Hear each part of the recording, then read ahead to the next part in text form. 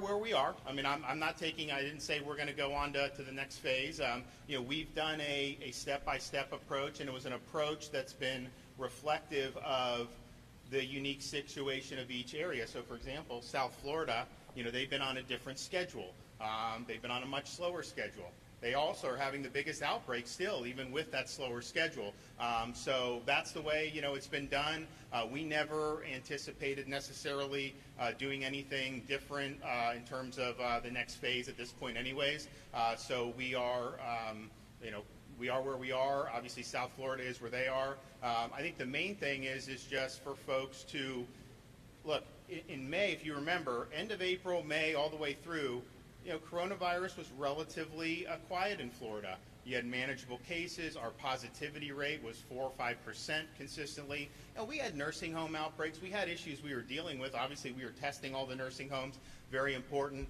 But then you got into kind of Memorial Day. You had a lot of protests for 2 weeks, and it kind of fell off the front pages. And I think that folks, thought, hey, let's move on to the next thing. And I think we know that it's not something that just goes away. It's something that you got to understand, you got to live with, and I'm confident that people, if you follow guidelines, if you follow the instructions from the local and the state and the federal officials, you can do things in a low-risk way. But I do think that folks just, look, it's a natural human thing. You're having more contact, you're doing things. And so we've seen most of this case growth in those under 40 category.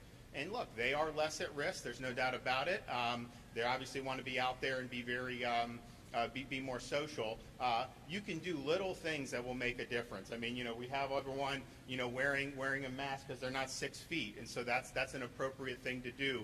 Obviously, avoiding really close quarters, particularly indoor with poor ventilation, that is going to be a situation where you're going to have more spread. Avoid big crowds. I know we have seen some big crowds, over the last few weeks, but the more you can minimize that, the better. And outdoors in Florida is better than the air conditioning in terms of the virus. There's just no doubt about it. The spread outdoors is minimal. If you're cooped up inside, you just tend to have more spread. The areas where we've probably had the most outbreaks have been linked to the home, where you have multi-generational families living. I know Manny's area down in Dade has seen that. And so that's just something that people should understand, that close, consistent contact.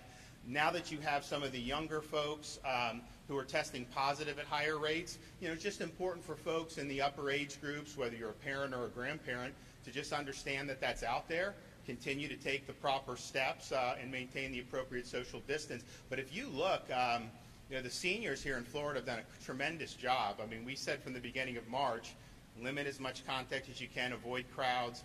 They have done that and then some, and obviously we need to keep doing that as we deal with, with some of the proliferation of these infections, but particularly with those younger cohorts. And keep in mind, you are seeing infection, the positivity rate grow, which obviously we want to turn that in the other direction. Some of what you're seeing, though, is the fact that this is mass testing regardless of symptoms. And the CDC even came out today and said they think there's at least 10 times as many people who have been infected than there are actual cases in this country. And I think that's consistent with pretty much every seroprevalence study that's been done. This is by and large, particularly for people under 60, an asymptomatic illness. Now, obviously, some people under 60 could have problems, but most of the people who are testing positive now are not developing symptoms and are not even present symptoms when they test. That was different from what we were doing in March and April, where you absolutely had to have symptoms. There just weren't enough tests to be able to do. If you had symptoms, and usually you had to be a certain age, you got the test. Now we're more of a mass testing.